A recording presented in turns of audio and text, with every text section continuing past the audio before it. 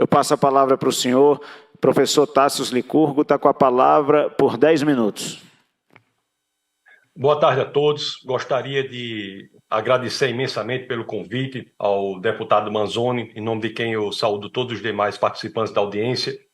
Eu gostaria de enfatizar a importância do cuidado com a linguagem. De fato, nós temos que ter liberdade de nos expressarmos, porque não se trata apenas da linguagem, mas sim, conforme a intelectualidade, a história intelectual chegou, notadamente no século passado, ao controle do próprio pensamento e o controle da ação. Controlar a linguagem é controlar o pensamento. Nós sabemos que, antigamente, quando o Marx quis dar um estatuto científico a como a sociedade funcionava, e ele até tinha um mérito nesse intuito, criando a sua teoria, mas isso não funcionou, né?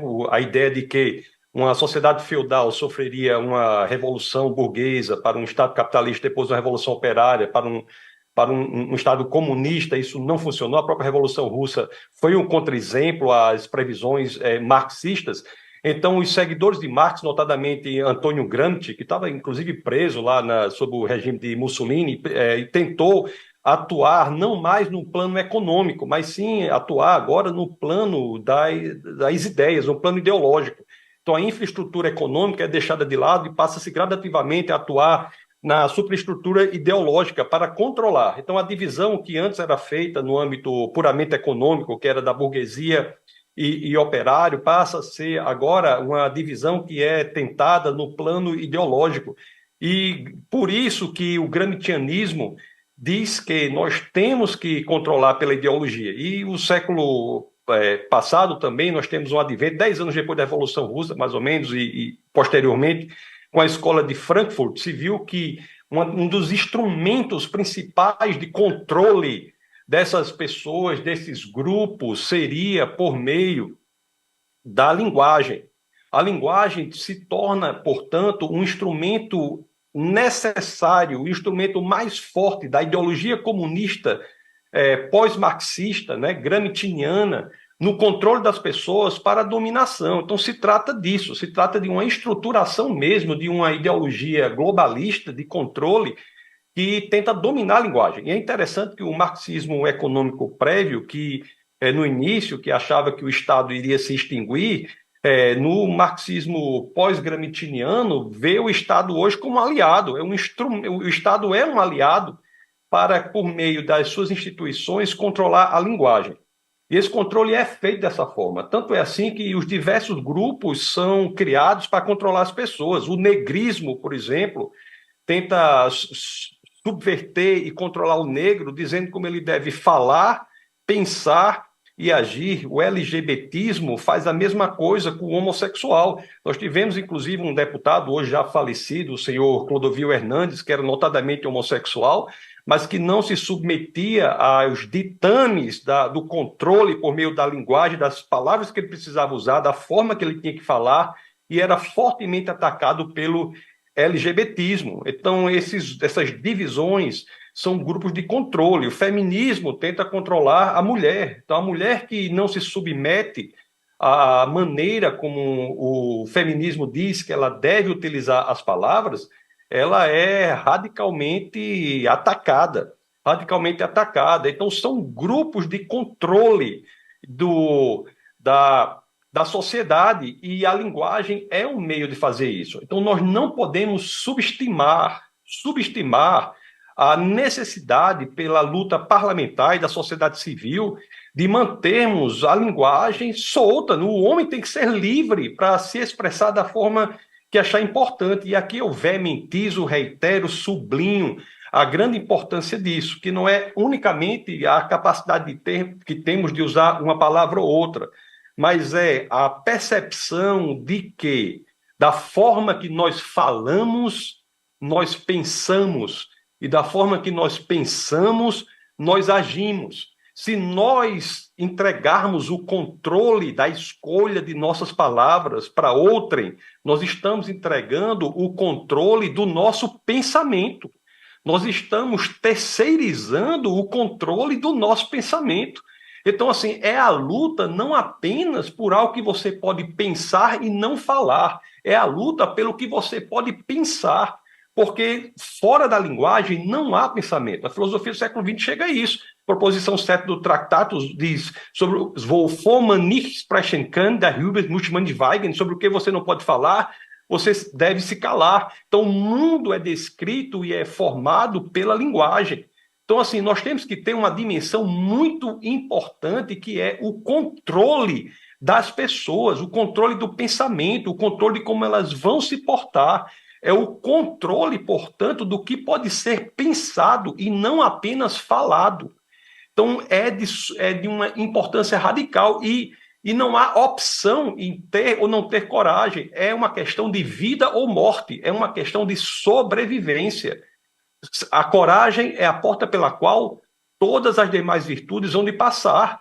Ou nós nos posicionamos de maneira muito clara, de maneira muito veemente, em defesa da possibilidade do pensamento, ou então nós seremos como uma comunidade de insetos, indistinguíveis uns dos outros, apenas conversando sobre assuntos de somente importância, os assuntos essenciais da sociedade, os assuntos essenciais da existência precisam de liberdade da linguagem para que possam ser pensados livremente. Então, toda essa estrutura ela é maior, ela não podemos circunscrever a questão ao fato de podemos falar ou não, mas a questão é o fato de podemos pensar ou não. Isso é que eu tenho que veementizar e gostaria de contribuir. Por exemplo, a educação, hoje em dia, trabalha da mesma forma. Você tem todos esses movimentos atuando nas crianças, como, por exemplo, a tentativa de doutrinação e cooptação das crianças por LGBTismo, nada mais é do que subversão, entre outras coisas, da própria capacidade de linguística e, portanto, de pensamento. A sigla LGBT tem um Q depois, que esse Q quer dizer queer, que não tem definição, é um termo que não pode ser definido, porque é o ataque à linguagem. Se você usa palavras que são indefiníveis, você não pensa adequadamente. Sem falar do esvaziamento semântico de um sem número de palavras. Hoje em dia, no Brasil, ninguém sabe mais o que é genocídio, ninguém sabe mais o que é verdade, ninguém sabe mais o que é o bom, o belo. Tudo está esvaziado do seu conteúdo semântico e, portanto, as pessoas não pensam mais adequadamente. Então, eu quero, assim, contribuir nesse sentido, no entendimento de que nós temos de nos posicionar como sociedade civil. O parlamento é a representação mais importante na proteção da possibilidade de pensamento, porque, do contrário, nós seremos aniquilados em nossa possibilidade de construção intelectual de quaisquer ideias. Então, os que me antecederam falaram de maneira muito clara, muito importante, sobre a necessidade de defesa da linguagem para não termos uma ditadura. Eu vou adiante, não é uma ditadura como nós conhecemos, mas é um esvaziamento da capacidade de qualquer resistência, porque não seremos mais capazes de pensar. Hoje em dia, se você vai falar, muda o tempo todo. Você tem essas reformas ortográficas aí, eu estou quase fazendo uma passeata pela volta do trema. Porque para que tira trema? Para que muda isso, aquilo, outro? Para quê? Qual é a razão por trás disso? Ataque à linguagem, porque as pessoas olham os livros antigos e acham que aquilo é ultrapassado, é obsoleto. Então, tudo tem, hoje em dia, uma função, que é atacar a linguagem e atacar o pensamento. Eu acho que nós não podemos levar isso como se fosse algo pequeno. Nós temos que entender, reiterando, já finalizando aqui o tempo, nós temos que entender de uma vez por todas que é uma forma de nós existirmos. E não há opção de não ter ou não coragem. Não existe essa conversa de não ter coragem. Se não houver coragem, é aniquilamento. Aniquilamento das gerações futuras, aniquilamento das crianças, as crianças hoje que estão absolutamente atacadas na sua capacidade linguística, o vernáculo é fortemente atacado, hoje em dia ninguém sabe nem conjugar mais nada. Então, isso aí não é unicamente a formação de pessoas que não são capazes de articular o vernáculo, mas são a formação de pessoas que são capazes de articular um pensamento. E se nós não pensamos de forma articulada, nós somos vítimas ou somos suscetíveis a sermos absolutamente controlados por uma ideologia que é dominante, que é globalizante, que é a ideologia comunista, pós-marxista, gramsciana, e ainda mais com a cobertura da escola de Frankfurt, que quer nos tornar pessoas absolutamente idiotas. Então, são com essas palavras que eu gostaria de contribuir à audiência, reiterando as minhas congratulações ao deputado Manzoni pela iniciativa e me solidarizando com todos aqueles que me antecederam e demonstraram ataques às suas possibilidades de expressão, mas, ao mesmo tempo, conclamando a todos que estão nos ouvindo, conclamando a todos que estão aqui, para que juntos nós possamos, de maneira muito veemente, com muita determinação,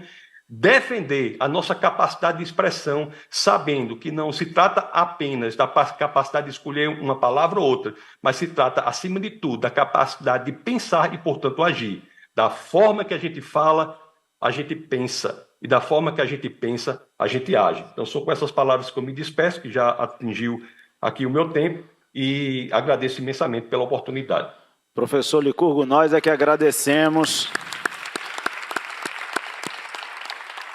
Eu me coloco à disposição do senhor, professor, na luta pelo vernáculo. Inclusive, uma das nossas propostas de lei aqui na Câmara Legislativa aqui do Distrito Federal é para a valorização da língua portuguesa nas nossas escolas. De modo que, ao avançar da proposição aqui, eu vou mantendo o senhor informado. Eu gostaria que o senhor me mantivesse informado também, porque se for ter uma manifestação pela volta do Trema, eu e o Alexandre Garcia certamente iremos, que eu ouvi ele falando aqui do lado, eu sou desse tempo.